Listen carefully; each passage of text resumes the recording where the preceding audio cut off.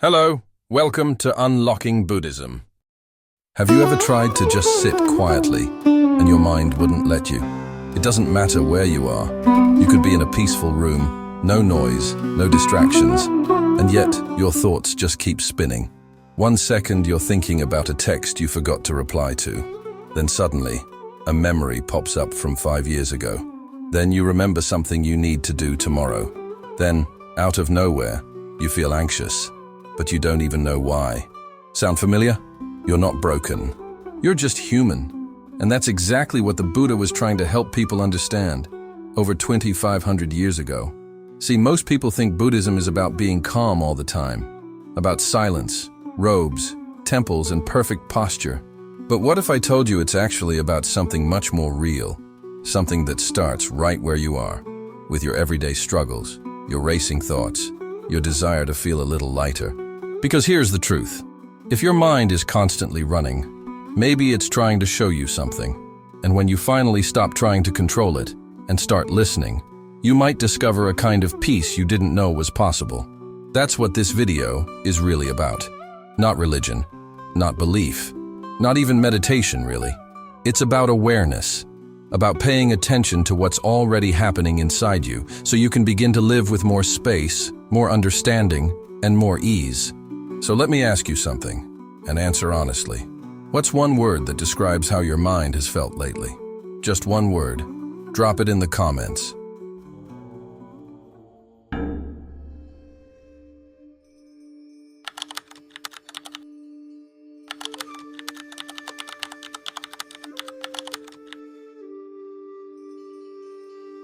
Let's explore what the Buddha really meant when he talked about the mind, and how those teachings can actually make a difference, even today. Let's start with something that might sound obvious, but actually isn't. Do you really need to believe in something before it starts making sense? We're used to thinking that belief comes first, that faith is the entry point to any spiritual path or philosophy. You believe, then you learn. You accept, and maybe, down the line, you understand. But the Buddha didn't see it that way.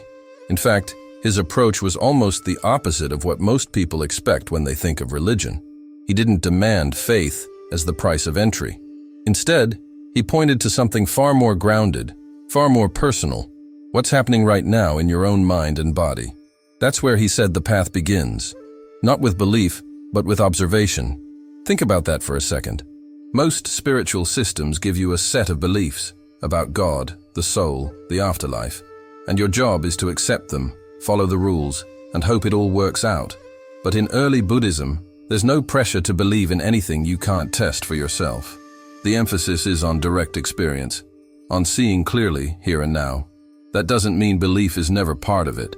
Sometimes it's useful, even necessary, especially in the beginning. But it's not the foundation.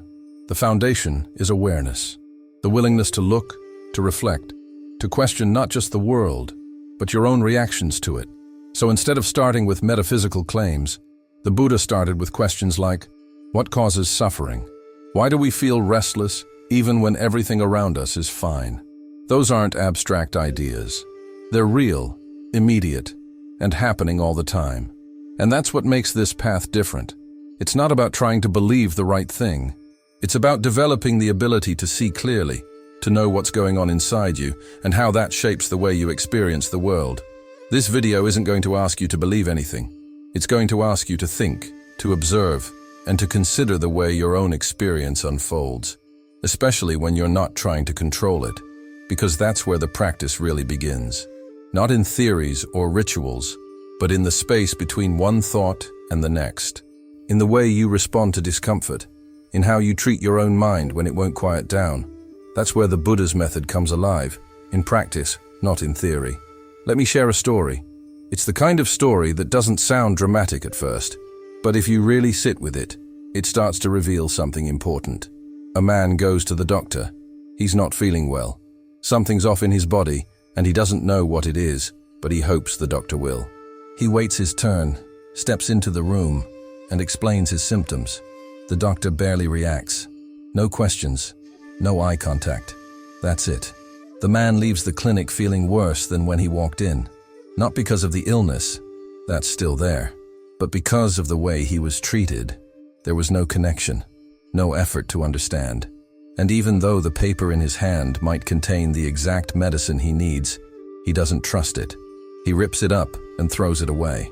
Not because he's stubborn, not because he's reckless, but because something inside him says, "This doesn't feel right. He didn't really see me."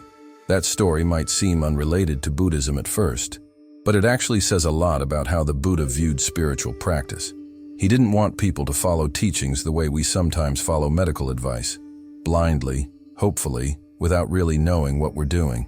He understood that people don't just want solutions, they want understanding. They want to feel that what they're doing makes sense, that it's real, that it fits with what they observe in their own life. So when people ask the Buddha about the big questions, about life after death or karma or rebirth, he didn't always give direct answers. Sometimes he stayed silent. What mattered more was whether people could recognize their own suffering, understand what caused it, and begin working to change it. That was the core. Everything else, the beliefs, the theories, even the metaphysics, was secondary. And here's the key part. He didn't teach like a preacher. He taught like someone offering tools. Tools you could try, question, test, and confirm for yourself. His message was simple. Don't believe it because I said it. Don't believe it because it's tradition. Look, observe, apply it. If it helps reduce confusion, tension, and suffering in your life, keep going. If it doesn't, leave it aside. That's why this story about the doctor stays with me. Because it's not just about medicine. It's about the trust we place in authority and the hunger we have for something genuine. The Buddha respected that. He didn't want followers who were just loyal. He wanted people who were awake, who were thinking, experimenting, and learning from their own experience. It's more like, have you taken the time to observe your own mind? Do you see the patterns that keep repeating? That's the real beginning of the path. Not belief, but curiosity, and the courage to look closely. Let's dig a little deeper into what this all means. Buddhism isn't just a philosophy you read about or a belief system you sign up for. It's a method, a practice, a way of training your own mind to see clearly. That's the key difference. Most traditions will ask you to believe in something, a divine plan, a sacred truth, a higher power, and then build your life around that belief. But Buddhism flips that around. It starts with what's happening right now, in your direct experience. Not in theory, not in books. Right here, in your thoughts, your reactions, your emotions, your daily discomforts. That's the laboratory. That's where the work begins. The Buddha made a point of this again and again. He didn't want people to follow his words just because he was some enlightened teacher. He famously said, "Don't accept my words out of respect." Think about that. That's not the language of someone trying to create followers. That's the language of someone who wants you to wake up for yourself, to see the truth, not because someone told you it's there, but because you can feel it for yourself. And this is where we hit the most important part, the difference between belief and knowing. Belief is something you hold. Knowing is something you feel in your bones. You can believe something your whole life and never live it. But when you know something, not because someone convinced you, but because you experienced it, tested it, wrestled with it, that's when it becomes part of you. That's when it changes you. Let's take meditation as an example. But that's like saying you went to the gym once and didn't get stronger. Of course you didn't. That's not how practice works. The point of meditation isn't to make you feel peaceful right away. It's to help you see clearly what's actually going on inside you, how your mind jumps from one thing to another, how it resists silence, how it creates stories, fears, cravings, all by itself.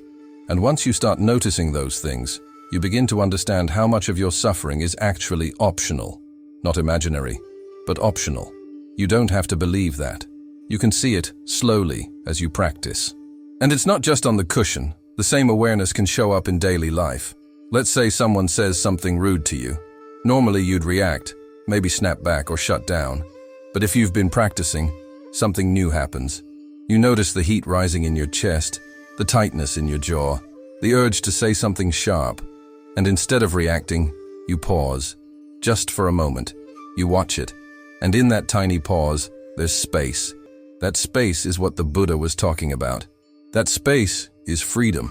The teaching here is that truth doesn't need belief to be true. It just needs space to be seen. And Buddhism is built on that idea, that truth isn't something far away or mysterious. It's happening right now, in the way your mind moves. If you can learn to observe it without flinching, without trying to fix it right away, you'll start to notice patterns. You'll start to see where your suffering really comes from. And little by little, you'll begin to know what brings peace. Not because someone told you, but because you felt it, clearly and directly. That's what makes this path so powerful. It's not about what you believe. It's about what you see, again and again, until that seeing becomes knowing. And once you know, no one can take it away from you. So let's be honest. When we hear the word practice, a lot of us picture something formal, a ritual, a schedule, a setting with candles and silence and someone saying wise things. But real spiritual work, the kind that actually transforms you, doesn't ask for any of that. It doesn't wait for ideal conditions. It happens in real time, in real life, when you're late for work and stuck in traffic, when your child is screaming in the other room, when your phone rings with bad news. That's where it counts. Imagine this. You're doing your best to stay calm, and suddenly someone makes a passive-aggressive comment at work. It stings. Your heart races. You want to snap back. And maybe, in the past, you would have. But now something's different. You recognize it. Not just the emotion, the whole pattern. You notice your reaction building, like a wave. And for a brief second, you have a choice. Surf the wave, or step back and watch it crash. You breathe. You say nothing. Not because you're holding it in, but because you see it clearly, and it doesn't own you anymore. That pause, that space, is what the entire Buddhist path points to. It's small, but it's everything. Because in that space, you're not your anger, you're not your anxiety, you're simply aware of them. And once you're aware, you can choose differently. That's where freedom begins, not in changing the world, but in changing how you meet the world. Let's go even deeper. Think about your habits, not just behaviors, but thought patterns.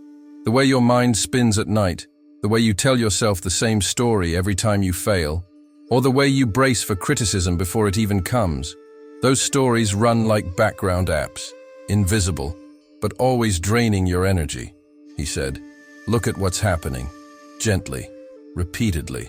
That looking is the practice. That willingness to be with yourself, even when it's messy, even when it hurts, is what makes space for healing.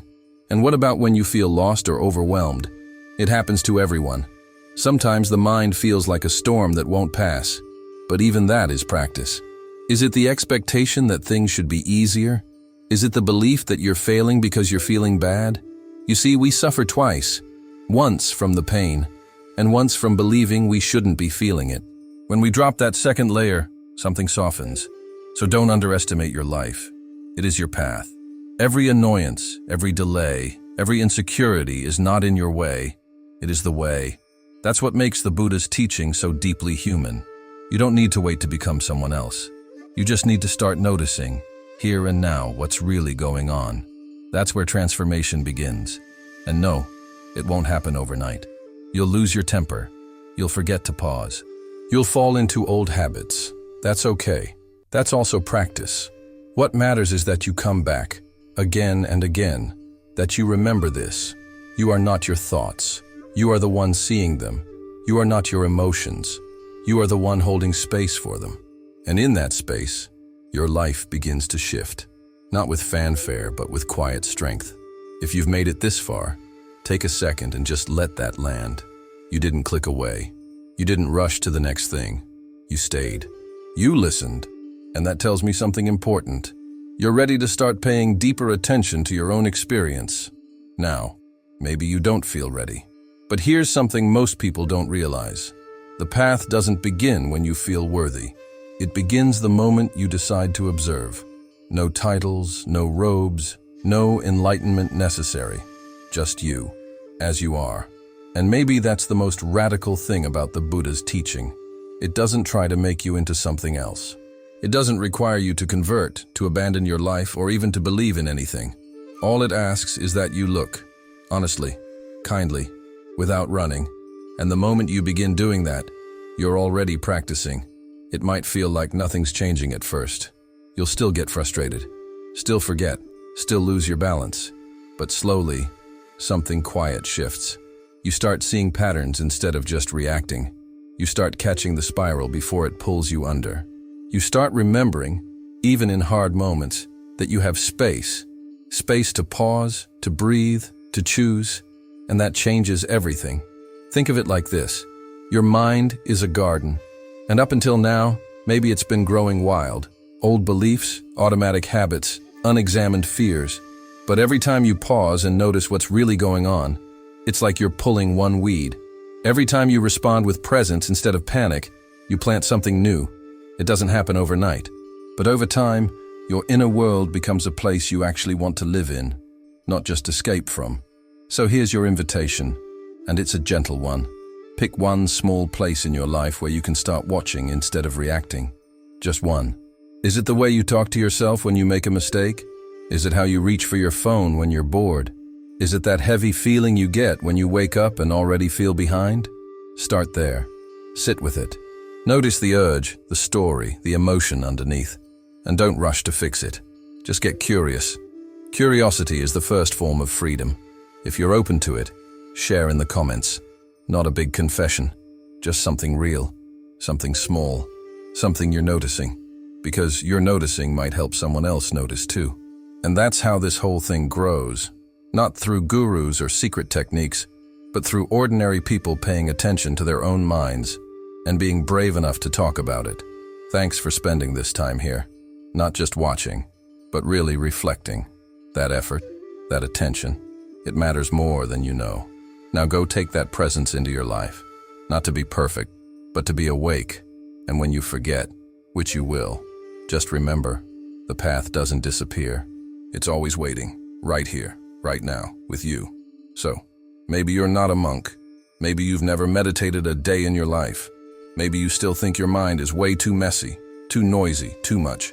But here's the truth. None of that disqualifies you from this path, because this path doesn't belong to monks or gurus or people with perfect posture. It belongs to anyone who's willing to look, really look, at their own mind, with honesty, with patience, with curiosity. And look, the world won't slow down for you. Your schedule won't magically clear, but you don't need a retreat in the mountains to find stillness. You just need a moment of willingness, here and there, to pause, to breathe, to ask, what am I feeling? What am I chasing? What am I running from? That's the practice. It's not dramatic, it's not instant, but over time, those quiet questions start to reveal something deeper. Not answers from a book, but answers from your own experience. And maybe that's all the Buddha ever really wanted to teach. You don't have to escape your life to wake up inside it. So here's my final question to you, and take a second before you answer. What's one thing from this video that you want to take with you? Just one insight. Drop it in the comments, even if it's small, even if you're not sure what it means yet. Because noticing something is how it all begins. And if this sparked something in you, keep going. Watch another video. Try sitting quietly for 5 minutes, or just watch your breath as you wait in line for coffee. This isn't about becoming a different person. It's about becoming more fully present as the person you already are. Thanks for staying with me through this. And hey, your mind might wander. That's okay. Just gently bring it back. That's the whole game. See you in the next one.